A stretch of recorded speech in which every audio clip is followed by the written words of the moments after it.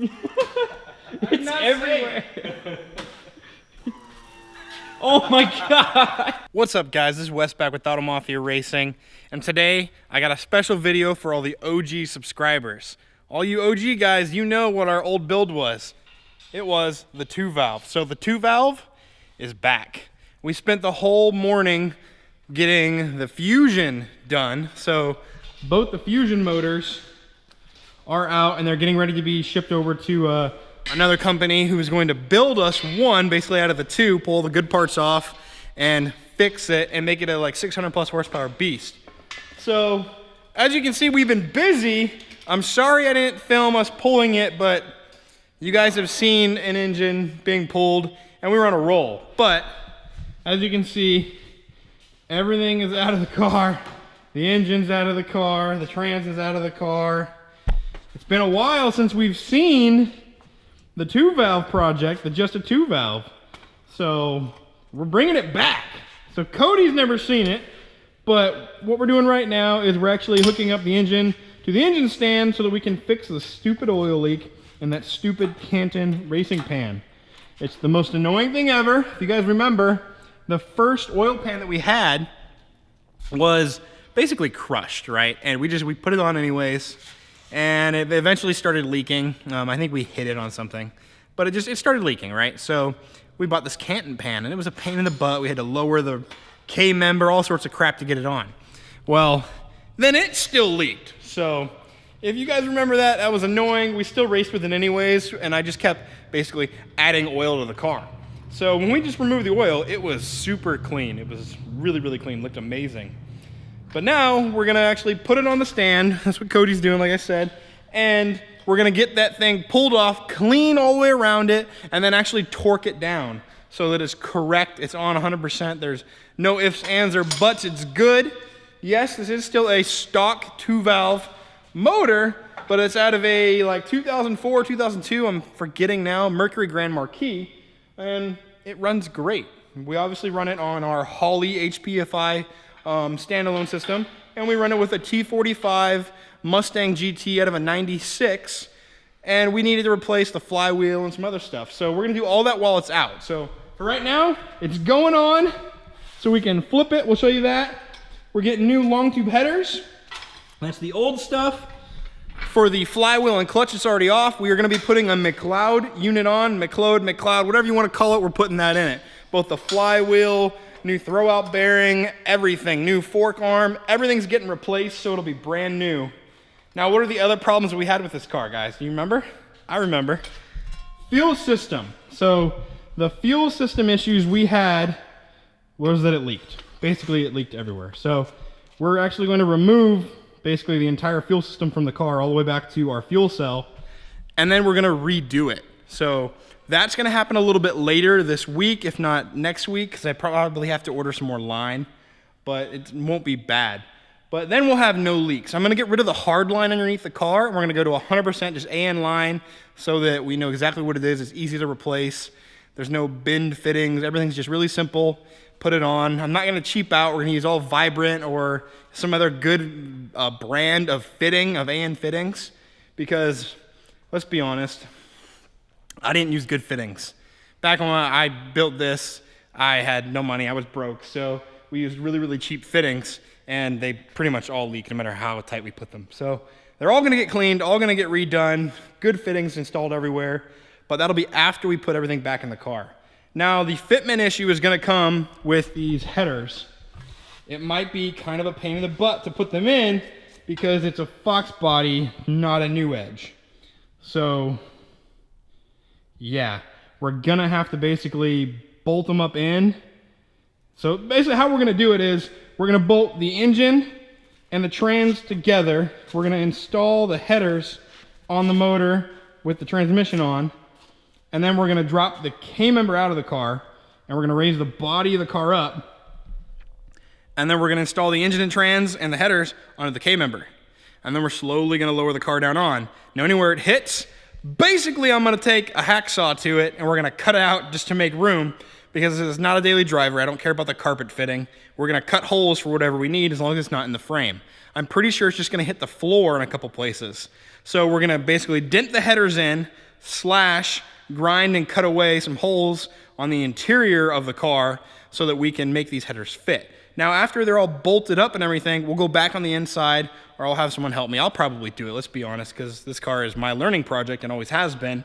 And then we'll weld patches so that there's no holes anymore. And while we're doing this, we're probably gonna fill some of the holes in the firewall and relocate a couple things just so it's a little bit better. But yeah, I mean, we're already manual brakes, manual steering, but we got some holes to fill for sure. So we're gonna tidy it up, make it good, and make it a little better. I know this was our budget drag build, but the V6 is really our fast drag car now. You know, we're shooting to go 8s in that.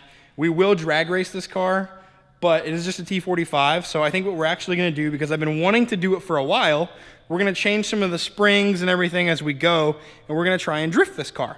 I think that'll be more fun, and obviously we'll still take it to the drag strip. I promise we will run at the drag strip. No one's ever seen it because it's never been there. We will run it at the drag strip, and then we're gonna turn it into our drift car. So I just think that'll be it'll be drift slash burnout car, because I want to be able to enter it in burnout contests and every now and then go take it to Palm Beach with Sarah Harrow and go drifting, because I don't really have anything else can do it, and that car's not done yet. The RX-7 will probably be a full-on drift build, but for now this will suffice and it'll work. But we're gonna get it running again. We're gonna fix all of its issues. Basically nothing else is going in before this one. This one's gonna get fixed and good first. So stay tuned, let's get her done. All right, we got it upside down. I got almost all the bolts out of it. We're gonna lift it up, and I think our leak was coming from like one of these edges basically, but on this side, there's a lot of like crap up in there. So we'll pull it off, we'll look at it, see if we can see some light or a pinhole or something, because I think it was just a pinhole. But I'm always surprised when I take this off how many bolts are in it.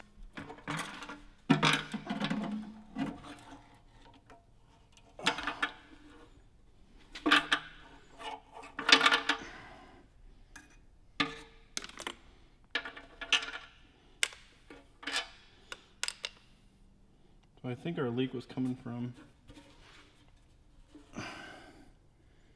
up in here. I think we had a leak.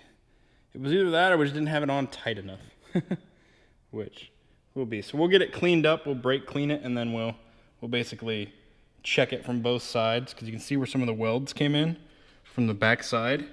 So if there's a leak, we'll be able to see it on the back side. And got a little sludge buildup. We'll clean it up and put it back together. All right, so we just did the proper sequence, guys, which is 3 different phases. So you basically go dink, dink, dink, dink, boom, boom, boom, boom, boom, boom, boom, boom, boom, boom, boom, boom, boom, boom, boom, boom. Right, that's how you do it. And you got to do it at like 2 Newton meters first, then 20, and then another 60-degree rotation, which is actually pretty freaking tight. So I don't think I actually did that when I did it last time. I don't remember, it was a couple years ago, but I don't think I did it. So now it's done correctly, and I also put some gasket maker in the corner there, and then in the back 2 corners. So hopefully, fingers crossed, that's where it was leaking. I didn't see anywhere else on the pan where it could have been leaking, so it's gotta be it. Pretty much gotta be it. Basically, I probably didn't get it cleaned enough because I did it in the car. It was a pain in the butt. So it probably wasn't clean enough, and I probably didn't torque it down correctly. In fact, I know I didn't, because I could not reach up in there. It was terrible. Just a whole pain in the butt process. So now that we did it out of the car, I think it's done properly. So now that that's done, woo, we're gonna go ahead and flip it back over, put it back on the, now I can't think of what anything's called, the cherry picker, the engine hoist, and then we'll put the new flywheel on, get it all nice and cleaned, everything torqued to spec, use Loctite, we got McLeod stuff, and get the new clutch on there, and the pressure plate, and everything like that on and that ready to go. Then we'll go ahead and we'll remount our transmission to it, everything torqued down properly, and then we're gonna have some fun dropping the K-member and everything like that. So hopefully we can get it done tonight. At the very least, we're gonna get all the clutch stuff done on this car, but I'm happy. It makes me happy to see this car going back together. So I know you guys are gonna like it, you're gonna enjoy it. I know it sounds good, so let's keep hitting it. All right, guys, so we got the motor put back together, the oil pan is on, so now it's time to start the upgrades. So we're gonna use our McLeod flywheel with our ARP bolt and get that bolted on real quick, and then we'll bolt on our clutch and everything else. We'll show you guys how we're doing it, and then it'll finally get put back in the car. So first thing first, guys, we went ahead and removed the pilot bearing. See, got it all cleaned up, so we can put our new one in.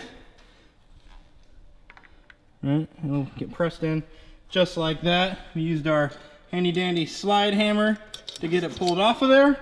Worked like a charm, so we'll get that in. Then we can put the brand new McLeod flywheel on with the ARP bolts. So that's the one thing I always find super odd, guys, is that when you do a flywheel, I guess it's not super odd, but I always get reminded of it when I do it, is that your flywheel will only bolt on one way. So you gotta get it all lined up perfectly with the bolt holes for it to work. So we'll get this cleaned up in a minute, but we're gonna go ahead and put our ARP bolts in it and get them torqued down to spec.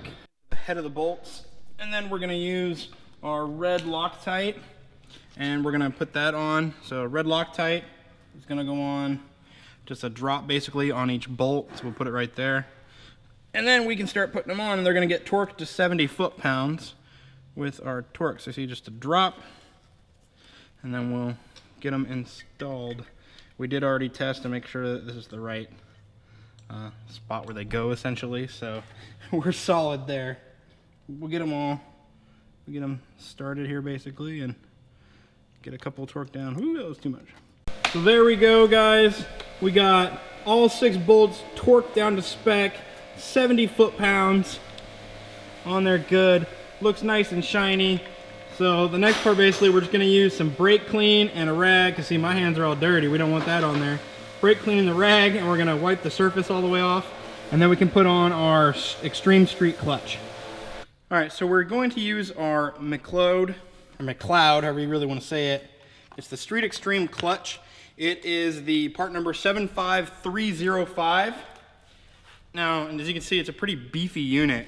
So we're gonna get this installed. Basically, the clutch plate itself is gonna go on first, which is inside here still. That's gonna go on with our dowel, and then this is gonna get bolted on and sandwich it in. So she'll be bolted on around like this, and we have brand new bolts to do this as well. So like I said before, if you guys can see some of the smudges, and I got a fingerprint there, we're gonna use some brake clean, spray it off, wipe it off. Make sure that our surface is nice and clean, because essentially, we're not gonna touch it again.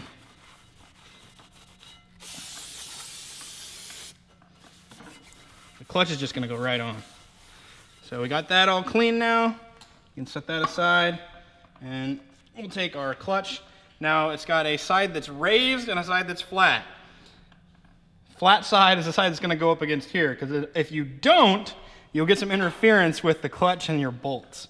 But it'll slide right onto the clutch alignment tool, right into our new housing, and it'll basically sit just like this. So then we can put our clutch on, and we'll be good. All right, so we got the clutch on. It's torqued, that is 25 foot-pounds. Got it all torqued on, and basically now we can actually start working on the transmission. I'm gonna leave that in there until right before we put the transmission on, but there you go, looks good.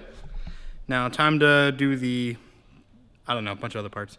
We gotta do the, like the throwout bearing and like an arm and something else on the transmission. We'll get it all pulled out and show you guys how we're gonna do it. All right guys, so we went ahead and we replaced the clutch fork, throwout bearing, and our pivot stud on this. As you can see, it's all new, it's all greased up, sliding, no squeaking, sounds good. So we're gonna go ahead, and we're at the point now where we're literally gonna mate the transmission back to the engine. Once we have that mated back up, then we can actually throw our long tube headers on and our starter so that we know everything is bolted up and it's in the correct spot. Then we can try putting it back in the car.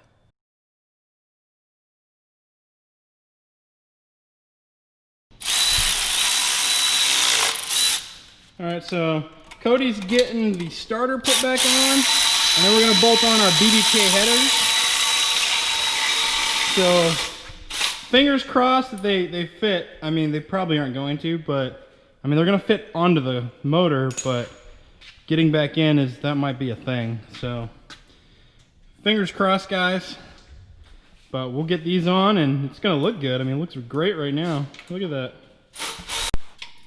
So the part that we are at now, guys, is obviously installing the long tubes on. So I got this one almost all the way on, but there's of course one right back in there that of course you can get like a 1/8 of a 1/16 of a 100th of a turn on before you have to move the wrench. And Cody's getting his side on over here, working on them. But it does look good, guys. I'm hoping, praying, wishing that this is gonna fit well and it's just gonna slide in. Just no big deal, we'll slide in. We won't have to bash anything, it'll be good. Faith, right? We'll use faith. I have faith. It's gonna work. It's not gonna work. We're gonna have to bash stuff, but we're gonna do it. Fingers crossed it won't be too bad. It's gonna sound so much better with long tubes on. And it'll get more power than what we had, just like freaking open shorty crapness. And it looks better. It's a good thing. It's a good thing, and this car can actually get full exhaust on it at the end. And it'll be just solid, because right now it's just a sad empty bay that's really dirty. We'll have to clean it, but yeah. We're almost there. Just another hour or two of really small wrist movements, which Cody's used to those, so we'll be good. And we'll get it done. So here we are, guys. After much annoyance and little tiny turns, the headers are on, the headers are tight. Hopefully there's no exhaust leaks. I don't think there will be, but it looks good. Look at that. That's what I'm talking about. So the last piece, I think I'm basically just gonna weld a couple things onto there to keep that closed. I might cut it off and just weld a washer to it and then a smaller piece and weld over it to close it, because I don't have anything to close there. But yeah, it's looking mighty fine. So we're gonna take a break, go get some lunch, because we're freaking starving, and then we'll come back and hopefully by the end of tonight, that motor will be in that car. Cross fingers. So right about now is the oh crap, is it gonna fit time. So obviously we got her cranked up, tranny diving down, but we're real close to those engine mounts. And ironically, this oil pan does not help whatsoever. And again, real close to that engine mount. This is gonna be an interesting fit, so we'll check back in and when we get a little deeper into it. Status update. The engine is basically almost in, but we're all of like, it's like that far. I don't know if you guys can see that. It's that close. It's like 1/2 inch, but the header on this side, if you can see down there, is hitting. So I'm gonna take the chop saw and we're gonna cut out a little section inside, because it'll be easier to do that. And then we can just slide it back that extra 1/2 inch that we need. And once it's slid back, then eventually we'll go back and we'll re-weld that piece back on in a different manner so that it doesn't hit.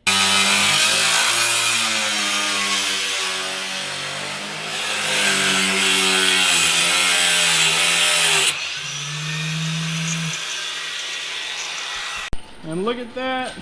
No more engine hoist. It is back in the car and our clearance is basically nothing. So the reason behind that, guys, is this is a 2-valve 4.6 and a 79 Foxbody, okay?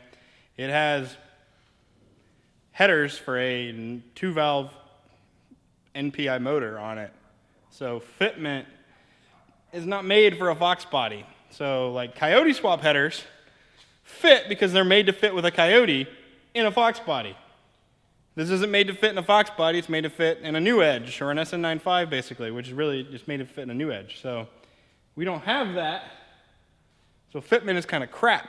So right now our steering shaft still hits, but we got it bolted in. So it's bolted into the K-member right now, which is really what we were going for. So there you go. It's back in and it has long tube headers. Now we still have a bunch of other stuff to put back on, right? We have the radiator, everything else over there essentially still has to go back on the car. and we have to change where some things are routed because they'll definitely hit the pipes now. So we got to reroute like the starter wire and a couple other things just to make it safer. But other than that, I think it's pretty much good to go. We're going to lift it up in the air right now and reattach the transmission cross member, and then we'll probably call it good for the night. But yeah, so we'll update you once we get another thing done. So it might not be true, but in all my research, really nobody does this swap because they think it's stupid. But from those who have done these, I don't know anyone that's put long tubes in them.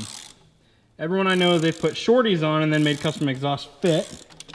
But long tubes it is. So we're just getting the trans mount officially tightened down. And then it's just more buttoning stuff up. While we're down here, we'll go ahead and put the drive shaft in. But I mean, I'm stoked, guys. Like, I'm very happy that we have long tubes now. Now we can get a custom exhaust made for the car, so it kicks it back further. You know, not that I care that it's loud, but the fumes, oh my God, the fumes got to me before. But before, if you guys remember, the exhaust basically poured directly into the cab of the car. And that was bad. So this will probably automatically be better, which I'm really excited about. But at the same time, not only just be better, it should make a little more power. And it's probably gonna sound way better. Two valves always sound good. Yeah, they sound different, that's for sure. Yeah, it doesn't sound like another LS. It doesn't sound like an LS, doesn't sound like a Coyote. Coyotes sound different. 2 valves and 3 valves sound fairly similar though. But it'll sound good again. We're gonna drive it, guys. I'm like so excited. So excited. The fitment's not bad. I mean, it's terrible, but it's not bad. Like, Explain that. Yeah, explain that. Well, it hits everywhere. Almost everywhere. We had to cut out a big hole. Behind all of that is a big hole now. You can kind of see it up there.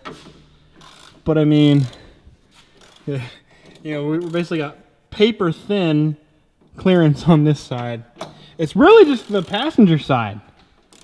The driver's side is actually pretty good. Like, it doesn't really hit anything. And our main issue is right here, which if you're looking at it, that's your steering shaft. So we have offset bushings. I'm gonna twist them. Right now they're offsetting it up. We're gonna offset it right. So hopefully that gives us, you know, another 1/2 inch, 1/4 inch this way, which might help with the clearance. Otherwise, I'm gonna just scoot you guys right through there. Look at that. Oh yeah. Otherwise, right there where those marks are is basically where the beam goes, or the steering shaft. Now it's already kind of clearanced, but it's not really clearanced in the right spot from BBK. It needs just changed and tweaked just a tad. But as I said, overall, I mean, it took us an hour, 2 hours? I would say so. 2 hours to drop it in with a lot of wiggling and jiggling and prying. But I mean, but it's in. And it's in. It's not like it's just barely in. She's bolted in now. So it's solid mounted. Yeah, it's not going anywhere. So I'm stoked. We'll keep buttoning it up. All right, guys, so back to this side. As you can see, the steering shaft is in. It may still rub a little, but watch my Eco over here. We both, he and I went engine masters on that header. Oh, yeah. And totally crushed part of it in a little bit so we could get more clearance. So at least now it's not really, really hardcore hitting. It's just hitting a little bit. But yeah, the drive shaft is on. Cody got that all tightened up, slip yoked in, so we're good there. So we're pretty much good under here, except for a few wiring things, which we'll come back to. So we're gonna start plugging it all in on the top, and yeah. All right, guys, so some of you might remember the view. Red lights, and we'll get it to turn on, but there's an issue. You guys remember this thing used to have little fuel leaks, right? Well, little fuel leaks sat for a year, and they're not so little anymore. It's a fuel water park up here. It's a fuel water park, according to Watch My Eco and Cody, so I'm gonna hand it to one of them. Go for it.